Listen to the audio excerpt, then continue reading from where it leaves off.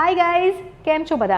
This is me Shruti Panchal, GPSC rank 9 and આપણે રોજે નાના કન્ટેન્ટ જોઈ રહ્યા છે, નાના વાતો જોઈ રહ્યા છે જીપીએસસી યુપીએસસી વિશે. એન્ડ મેં તમને પ્રોમિસ કર્યું છે કે 40 ડેઝ સુધી 40 દિવસ સુધી હું રોજ જે જીપીએસસી એક્ઝામ હોય કે યુપીએસસી એક્ઝામ હોય એને રિલેટેડ કોઈક ને કોઈક ઇમ્પોર્ટન્ટ વસ્તુઓ લઈને આવતી રહીશ. હવે ગઈકાલે આપણે ડિસ્કસ કર્યું હતું કે આપણે એક દિવસ થોડી જ્ઞાનની વાતો રાખીશું અને એક દિવસ કોર કન્ટેન્ટ કે સિલેબસ વિશે વાત કરીશું. તો કીપિંગ માય પ્રોમિસ, આજે છે ડે 3 અને ડે 3 પર હું તમારા માટે લઈને આવી છું જાહેર સેવા આયોગનો સિલેબસ, મતલબ કે જીપીએસસીનો આ સિલેબસ છે. ઇંગ્લિશમાં પણ છે, ગુજરાતીમાં પણ છે. તમને ટેલિગ્રામ પરથી મળી જશે આ સિલેબસ ઓર આયોગની વેબસાઇટની ઉપરથી. આજે આપણે આની અંદર સાયન્સ એન્ડ ટેકનોલોજી આ સબ્જેક્ટને કઈ રીતે પ્રિપેર કરવો એ ડીકોડ કરીશું, રાઈટ? કારણ કે કેવું થાય છે, એક્ઝામ આપવામાં કોમર્સ, સાયન્સ, આર્ટ્સ ત્રણેય ફિલ્ડના સ્ટુડન્ટ્સ હોય છે. હવે જે સાયન્સના સ્ટુડન્ટ્સ છે એ લોકોને રિલેટિવલી આ સાયન્સ એન્ડ ટેકનોલોજી વિષય ઇઝી લાગે છે. પણ આમાં પણ કેવું છે, અમારી વખતે તો બધાને ફિઝિક્સ, કેમિસ્ટ્રી, બાયોલોજી બધું જ ભણવાનું આવતું હતું.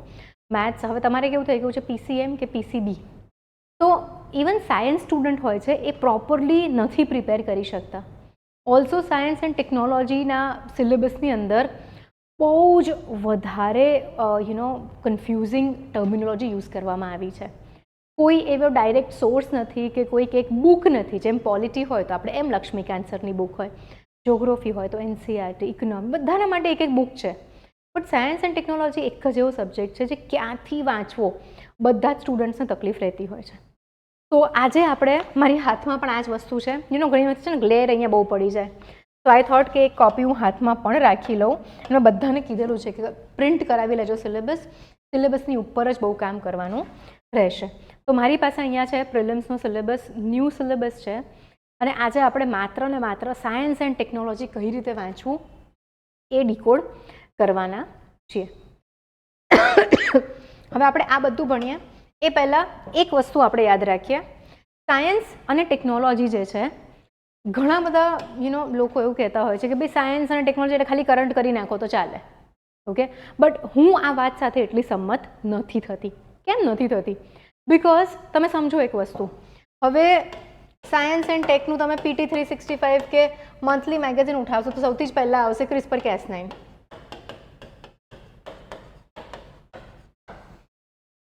હવે આ CRISPR-Cas9 કોઈ આર્ટ્સ કે કોમર્સના સ્ટુડન્ટને સમજવું હશે તો અઘરું પડી જશે, કારણ કે એ લોકોએ બાયોલોજી ભણ્યું છે છેક 10th સ્ટાન્ડર્ડમાં. તો લગભગ 7-8 વર્ષથી કે 10 વર્ષથી કે 15 વર્ષથી બાયોલોજીને આપણે બિલકુલ સ્ટડી કર્યું જ નથી. હવે તમે CRISPR-Cas9નો કન્ટેન્ટ વાંચશો, હવે આ શું છે એ જ ખબર નહીં પડે. પહેલાં કન્ટેન્ટ વાંચો, થોડી ઘણી ખબર પડશે. બટ ટુ મી કોઈ પણ કરંટ અફેર્સનો ટોપિક છે, હા પૂછાય છે કરંટમાંથી જ, બટ કરંટ અફેર્સના ટોપિકને સમજવા માટે તમારે બેઝિક્સ લર્ન કરવા પડશે, ઓકે? હવે સિલેબસની અંદર બેઝિક વસ્તુઓ વર્ડ્સ બનાવીને કે પોઇન્ટર્સ બનાવીને નથી મૂકી. તો lot of students are getting confused. તો સે ફોર એક્ઝામ્પલ, અમારો મંડેથી એક નવો ફાઉન્ડેશન કોર્સ ચાલુ થાય છે. તો એની અંદર સાયન્સ એન્ડ ટેકનોલોજીથી હું સ્ટાર્ટ કરવાની છું. તો I am going to start with, તમને સાંભળીને એવું થશે કે યાર આટલું બેઝિક પણ કરવું પડશે, ઓકે? હું સ્ટાર્ટ કરવાની છું સ્ટ્રક્ચર ઓફ અ સેલ. એટલે કે ભાઈ કોઈ પણ કોષ હોય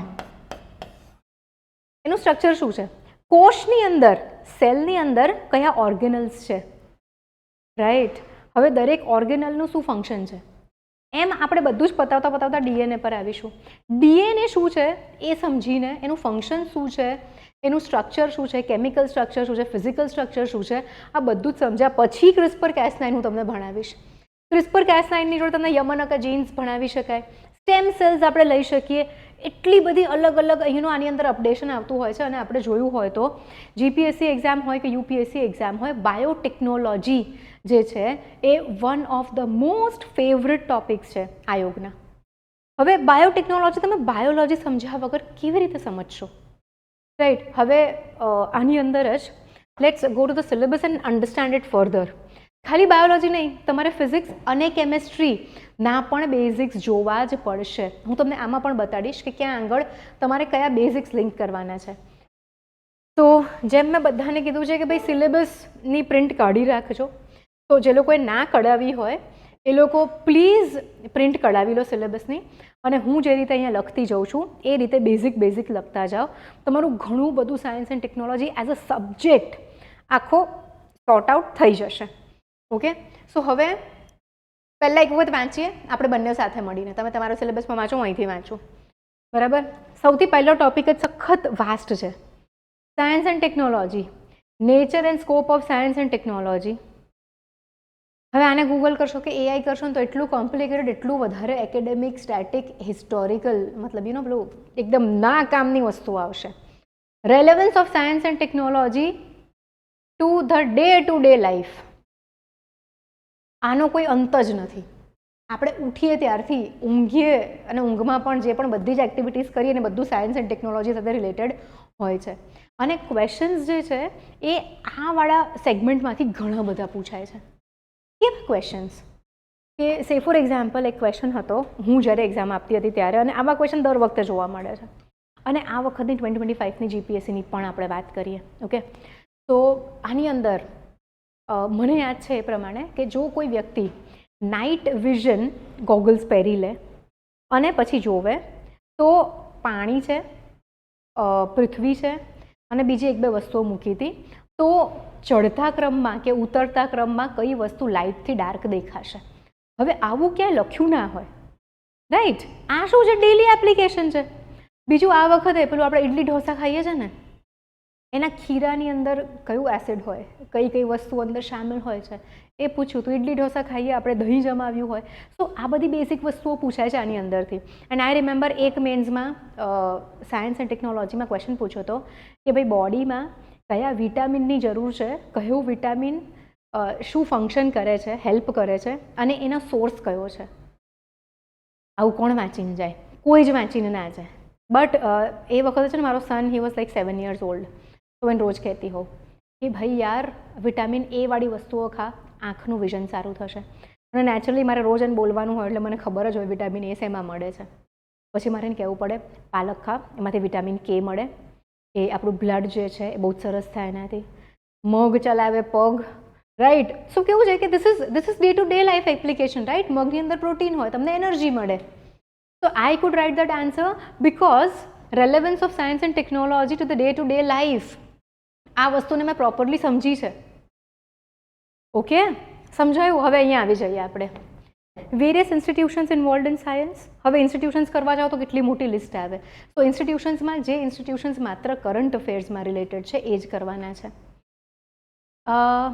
innovations, technology and innovations in India. ભાઈ બહુ મોટી લિસ્ટ આવી જાય. their activities and contribution of prominent Indian scientists etc. તો આ તો કેવું થઈ ગયું કે ભાઈ આખા બ્રહ્માંડમાંથી તમને કોઈ પણ વસ્તુ પૂછી શકે, કારણ કે everything is science, right. For example, મારા કપડાં તમને યલો, ગ્રીન, વોટેવર જે પણ કલર દેખાતો હોય, મિક્સ કલર છે, કેમ એ કલરનું દેખાય છે? તો એની પરથી ક્વેશ્ચન પૂછી શકે કે ભાઈ તમારા આંખની અંદર કયા સેલ્સ રિસ્પોન્સિબલ છે કલર માટે? બે ટાઈપના સેલ્સ હોય છે, રોડ્સ એન્ડ કોન્સ. એમાંથી કયા રિસ્પોન્સિબલ છે? હવે તમને ખબર હોવી જોઈએ કે રોડ્સ અને કોન્સ નામના સેલ્સ તમારી આંખની અંદર છે. ઓલ્સો હવે આ થઈ ગયું એકદમ બેઝિક ક્વેશ્ચન. આને હું થોડુંક એડવાન્સ કરું તો હું એમ પૂછી શકું. સો નાવ થોડીક સાયન્ટિફિક વાત કરીએ. મારા કપડાં જે છે it is every other colour but green colour. કેવી રીતે? લાઇટ મારા કપડાં પર પડે છે, રિફ્લેક્ટ થઈને કેમેરામાં આવે છે. તો મારા કપડાં જે છે એ ગ્રીન કલર સિવાયની બધી જ લાઇટ એબ્ઝોર્બ કરી લે છે. માત્ર ગ્રીન લાઇટ રિફ્લેક્ટ થાય છે, એટલે તમને એવું લાગે છે કે મારા કપડાં ગ્રીન કલરના છે. હવે આની ઉપરથી પણ ક્વેશ્ચન બની શકે, અને બનેલા છે આવા બધા ક્વેશ્ચન્સ. તો એવરીથિંગ એન્ડ એનીથિંગ એની ઉપર ક્વેશ્ચન આવી શકે. એક વખત કયું પ્રોટીન પાણીમાં નથી પીગળતું એવો પણ ક્વેશ્ચન આવ્યો હતો. હવે આપણે જો ટીવી જોતા હોઈએ તો ભાઈ પેલી એડ આવતી હોય, કેરેટીન શેમ્પૂ. કેરેટીન પ્રોટીન છે જેનાથી વાળ, નખ, સ્કિન આ બધું બનતું હોય.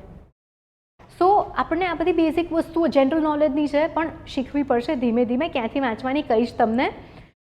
ઓકે, હવે આપણે જતા રહીએ આગળ થોડુંક ઓર જનરલ નોલેજવાળી વસ્તુ. આપણે બાયોલોજીની પહેલાં વાત કરી છે, તો પહેલાં આપણે બાયોલોજીનું જોઈશું. Nature, scope, use, applications of biotechnology. હવે ભાઈ તમને બાયોલોજી જ નથી ખબર તો બાયોટેકનોલોજી ક્યાંથી આવડશે? તો બાયોલોજી તમારે પ્રોપરલી ભણવું પડશે. પણ હા, પેલું બોટની, ઝૂલોજીમાં બીએસસી કરતા હોય ને એટલું ડિટેલમાં નહીં. લ્યુસેન્ટ કરીને એક બુક આવે છે, લ્યુસેન્ટ GK, એમાંથી તમને આ બેઝિક્સ બહુ જ સરસ મળી જશે. બહુ બધી ઇન્ફોર્મેશન છે. અનુવાંશિક રોગ મતલબ કે જેનેટિક ડિસીઝીસની ઉપર એન્ડ ઓલ ધોઝ થિંગ્સ પૂછાય છે એ બધું.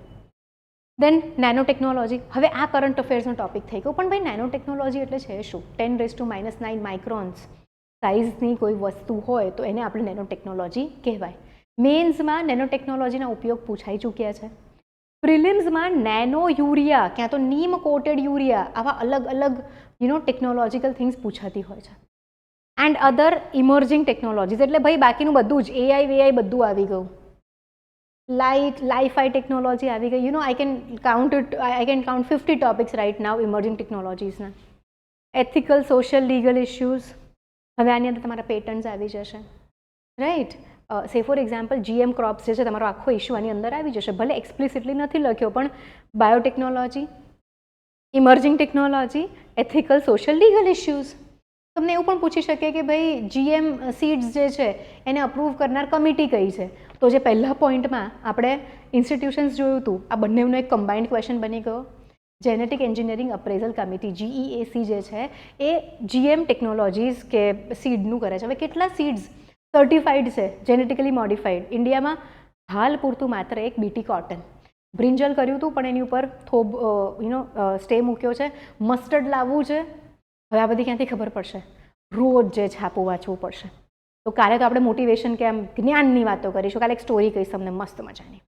પરમ દિવસે આપણે ન્યૂઝપેપર કેવી રીતે વાંચવું અને કેમ ઇમ્પોર્ટન્ટ છે એ ડિસ્કસ કરીશું.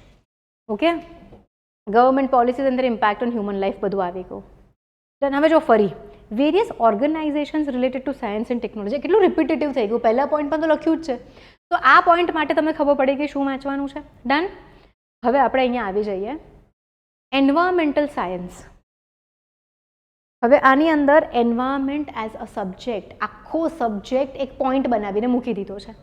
કાલે જ કોઈક પૂછતું હતું કે મેમ તમારા ક્લાસીસમાં એન્વાયરમેન્ટ કરાવો. એટલે સિલેબસમાં હોય તો કરાવવું તો પડે જ ને, કરાવીએ જ છીએ. એન્વાયરમેન્ટ પણ સેપરેટલી કરાવીએ છીએ. અને ઇનફેક્ટ અમારે ત્યાં આગળ તો 15 કલાક એન્વાયરમેન્ટ ચાલતું હોય છે મિનિમમ, રાઈટ. કારણ કે મેન્સમાં પણ હવે એન્વાયરમેન્ટ પૂછાય છે. હવે અહીંયા સીધું શું મૂકી દીધું છે? Issues and concerns related to environment, its legal aspects, policies and treaties for the protection. ભાઈ ઇકોલોજી નહીં ભણો તમે, એન્વાયરમેન્ટ ઇન ઇકોલોજી જેનું બેઝિક છે કે બાયોસ્ફિયર શું છે, ઇકોટોન શું છે, બાયોમેગ્નિફિકેશન શું છે, બાયો એક્યુમ્યુલેશન શું છે, યુટ્રોફિકેશન શું છે. તો તમને એન્વાયરમેન્ટમાં આગળ કંઈ ખબર જ નહીં પડે કે પોલ્યુશન થઈ શું રહ્યું છે ને બબાલ શું છે એન્વાયરમેન્ટની. બરાબર. હવે જ્યારે તમે પ્રોબ્લેમ્સ, હવે આને પણ ભણવા માટેની એક ફ્લો છે. તમે પહેલાં બેઝિક એન્વાયરમેન્ટ સમજો, પછી એ જે બેઝિક એન્વાયરમેન્ટ છે એમાં શું ઇશ્યુઝ આવી રહ્યા છે, એના નેચરલ રીઝન્સ, એના માનવ સર્જિત એટલે કે એન્થ્રોપોજેનિક રીઝન્સ, આ બધું ભણો. પછી આ ઇન્ટરનેશનલ કન્વેન્શન્સવાળું એક આખું ફ્લો આવે કે ભાઈ કયા કયા ઇન્ટરનેશનલ ઓર્ગેનાઇઝેશન્સ છે. પછી તમે ક્યાંક આ બધી વસ્તુઓને ગ્રાસ્પ કરી શકશો. હવે અહીંયા આગળ લખ્યું હોય નેશનલ પાર્ક્સ, તો છોકરાઓ શું કરશે? એક લિસ્ટ કાઢશે નેશનલ પાર્ક્સનું. National protection, biodiversity, all those things. તો નેશનલ પાર્ક્સ અને એન્વાયરમેન્ટ સેન્ચુરીઝ કઈ ભણવાની છે? જે કરંટમાં છે એ જ ભણવાની છે. જો ટાઈગર પ્રોજેક્ટને અમુક 25 કે 35 વર્ષ પતી રહ્યા છે તો ટાઈગર પ્રોજેક્ટ ક્યાં તો ટાઈગર રિઝર્વમાંથી ક્વેશ્ચન આવશે. તો એન્વાયરમેન્ટ જે છે એમાં પણ તમને જો બેઝિક્સ ખબર હશે તો જ તમે આગળ ક્વેશ્ચન અટેમ્પ્ટ કરી શકશો અને કરંટ સમજી શકશો. નહીં તો કંઈ ખબર જ નહીં પડે. નહીં તો વિચારશો કે ભાઈ CO2 વધવાથી શું પ્રોબ્લેમ છે, રાઈટ. કે ઓશનની અંદર CO2 એબ્ઝોર્બ થઈ જાય તો શું પ્રોબ્લેમ થાય? કંઈ ના થાય. અરે બહુ બધું પ્રોબ્લેમ થઈ જાય. એની અંદર જે ફ્રી કાર્બોનિયમ આયન્સ ફરતા હોય એ બાઇન્ડ થઈ જાય. તો પછી જે છીપ છે કે પેલા કેકડા છે કે જે પણ બધા ફિશના સ્કેલેન્ટન છે એને કેલ્શિયમ મળતું ઓછું થઈ જાય તો ભાઈ ફિશની સાઇઝ નાની થઈ જશે. ઓશન ગરમ થઈ જશે તો ફિશ જે છે એનું બ્રીધિંગ ફાસ્ટ થઈ જશે તો વધારે કાર્બન ડાયોક્સાઇડ રિલીઝ થશે. બહુ બધી વસ્તુઓ હોય છે આમાં. આ પણ તમારે એક અલગ રીતે ભણવું પડશે. પણ આ ક્યારે આવડશે? બાયોલોજી ભણ્યા હશો ને તો એન્વાયરમેન્ટ આવડશે, નહીં તો નહીં આવડે. ઓકે. હવે એનાથી આપણે આગળ જઈએ. આઈ થિંક આ પેજના આપણે બંને લઈ લીધા. આ તો રિપીટેડ જ છે. ઓલ ધીસ થિંગ્સ નેશનલ, પછી એના પછી તમે નેશનલ એક્શન પ્લાન કરો ને ઓલ ધોઝ થિંગ્સ કરો કે ભાઈ કયા ઇન્ટરનેશનલ ટાર્ગેટ્સને મીટ કરવા માટે આપણે આ કર્યું હતું, કયા વાઇલ્ડ લાઈફ પ્રોટેક્શન એક્ટ છે આપણામાં, આ બધું જ ભણવું પડશે. એમને એમ નહીં પતે science and tech. I am not scaring, I am telling you the correct flow of studying a subject. હવે આની અંદર આપણે જોઈએ તો information and communication technology, ICT. બરાબર. હવે આઈસીટીની અંદર જો તમને ખબર જ નથી કે આઈસીટીમાં કઈ કઈ વસ્તુઓ આવે. સો ફોર એક્ઝામ્પલ કમ્પ્યુટર્સ જે છે ઘણી બધી ટાઈપના હોય. તો એક સાદા કમ્પ્યુટર અને સુપર કમ્પ્યુટરની વચ્ચે શું ડિફરન્સ છે? એક સાદું કમ્પ્યુટર અને એક ક્વોન્ટમ કમ્પ્યુટર, આ બંનેની વચ્ચે શું ડિફરન્સ છે? આ બેઝિક જો તમને ખબર હશે ને તો જ તમે આ ટૉપિક સરખી રીતે ભણી શકશો. હું એમ નથી કહેતી કે ત્યાંથી ચાલુ કરો કે ભાઈ એક કમ્પ્યુટર હોય એના 3 મેઇન પાર્ટ્સ છે, મોનિટર, સીપીયુ ને સ્ક્રીન અને માઉસ, કે પછી રેમ શું છે, એ બધું નથી ભણવાનું આપણે. બટ બેઝિક ડિફરન્સીસ ભણવા પડશે ને તો તમે આઈસીટીમાં આગળ જઈ શકશો. હવે જો ICT in day to day life, everything that we do today is related to ICT. આજે તમે ઉઠીને બધા આઈસીટી જ કરો છો યાર, બધા પહેલાં ઇન્સ્ટાના રીલ સ્ક્રોલ કરશો.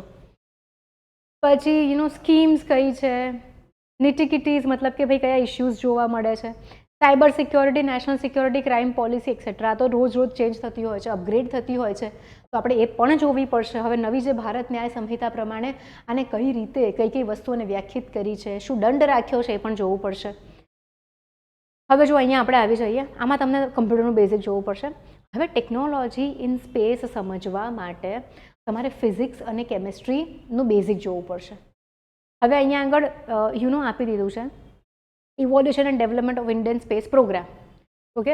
હવે ઇન્ડિયન સ્પેસ પ્રોગ્રામ કરવા બેસશો એટલે તમે પહેલાં ચાલુ કરશો કે ભાઈ સૌથી પહેલું સેટેલાઇટ કયું? આર્યભટ્ટ. આપણે કોની પાસે આ લીધું all those things not very, કે ઈસરો કયા સાલમાં સ્થાપના થઈ ગોખવાનું ચાલુ કરશો, એ નથી કરવાનું. તમારે સૌથી પહેલાં ન્યૂટનના 3 લોઝ ઓફ મોશન્સ ભણવા પડશે, કારણ કે એ લોઝ ઓફ મોશન વાપરીને જ રોકેટ જે છે એ જાય છે અંતરિક્ષમાં. પછી તમારે યુનિવર્સનું ઓરિજિન ભણવું પડશે કે ભાઈ બ્રહ્માંડની ઉત્પત્તિ થઈ ક્યાંથી, બિગ બેંગ થિયરીથી લઈને આજ સુધીનું આખું જોવું પડશે. Then you will be able to relate to the current affairs જે આ સ્પેસ સેગમેન્ટમાં આપવામાં આવે છે. પછી તમારે ઓર્બિટ્સ ભણવી પડશે, કઈ કઈ સેટેલાઇટ છે, એ સેટેલાઇટના શું ફંક્શન્સ છે.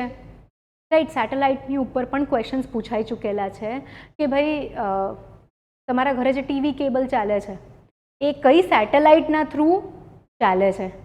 એનસેટ, જીસેટ, 4 ઓપ્શન્સ આપ્યા હતા.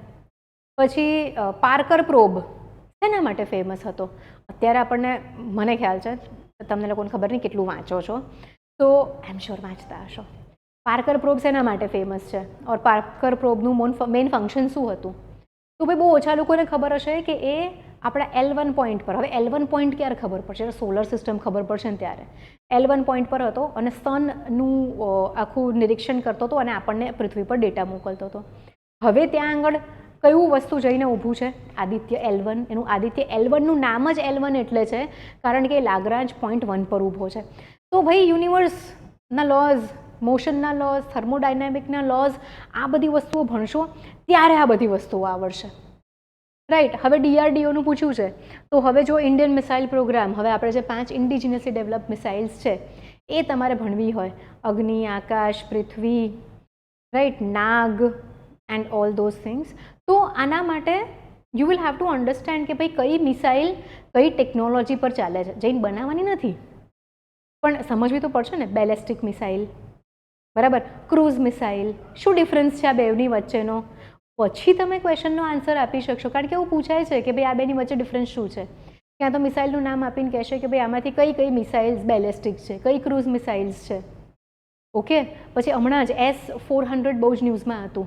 તો ભાઈ S-400ના કમ્પોનન્ટ્સ શું છે, એ કઈ રીતે વર્ક કરે છે, કઈ ટેકનોલોજીથી વર્ક કરે, આપણને ખબર હોવી જ જોઈએ. હવે S-400 છે, કરંટ અફેર્સ થઈ ગયો, રાઈટ. આપણી પાસે S-400 જેવી, એ તો આપણે લીધું છે રશિયા પાસેથી. સેમ પ્રકારની સિસ્ટમ આપણે ઇઝરાયલ પાસેથી લીધી હતી, એનું નામ હતું આયર્ન ડોમ. અને સેમ પ્રકારની ડિફેન્સ સિસ્ટમ આપણે પોતે બનાવી છે, એનું નામ છે ઇન્દ્રજાલ. તો this can be asked, right, this can be asked. આ વખતે એપ્રિલ 2025માં ક્વેશ્ચન પૂછવામાં આવ્યો હતો કે નીચેનામાંથી કયા પ્રોગ્રામ સેટેલાઇટ ટેકનોલોજી, કઈ એપ્લિકેશન સેટેલાઇટ ટેકનોલોજીનો યુઝ કરે છે. તો એની અંદર એક ભુવન એપ લખવામાં આવી હતી. તો હવે ભુવન એપનું ફંક્શન શું છે કે ભાઈ એ સેટેલાઇટ મેપિંગ કરે છે. જે પણ ડ્રીપ ઇરિગેશનની સબસિડીઝ આપવામાં આવી હોય છે એ જગ્યાનું સેટેલાઇટ મેપિંગ થશે. અને હવે તો તમે જોશો તો જમીનની લે વેચ કરવા માટે પણ આપણે સેટેલાઇટની યુઝ કરીએ છીએ.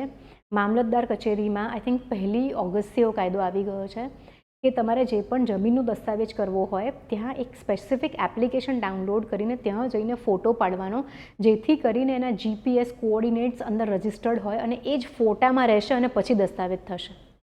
તો આ પણ એક સેટેલાઇટ ટેકનોલોજીનો યુઝ જ થઈ ગયો ને ડેલી લાઈફમાં. હવે આવી જઈએ એનર્જી રિક્વાયરમેન્ટ્સ એન્ડ એફિશિયન્સી અને ન્યુક્લિયર પોલિસી ઓફ ઇન્ડિયા. તો ભાઈ સૌથી પહેલાં તમારે અણુ એટલે શું, વોટ ઇઝ એન એટમ. હું સ્કૂલમાં હતી ને ત્યારે એટમ બિચારો ડાયો હતો. એક ન્યુક્લિયસ હતું જેમાં પ્રોટોન અને ન્યુટ્રોન હોય અને એની ગોળ ગોળ એક ઇલેક્ટ્રોન ફરતું હતું બિચારું, બરાબર.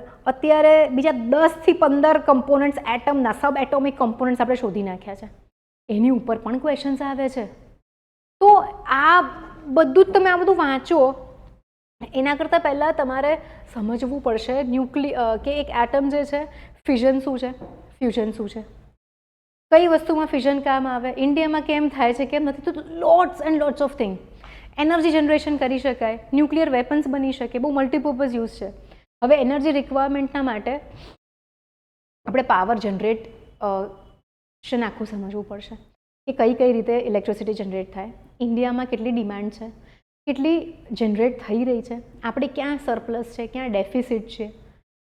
હવે આપણે ક્લાઇમેટ ચેન્જના માટે કહીએ છીએ કે ભાઈ આપણે રિન્યુએબલ એટલે કે અક્ષત ઉર્જાની તરફ જઈએ, પણ એમાં પણ ઘણા બધા બાયફર્ગેશન છે.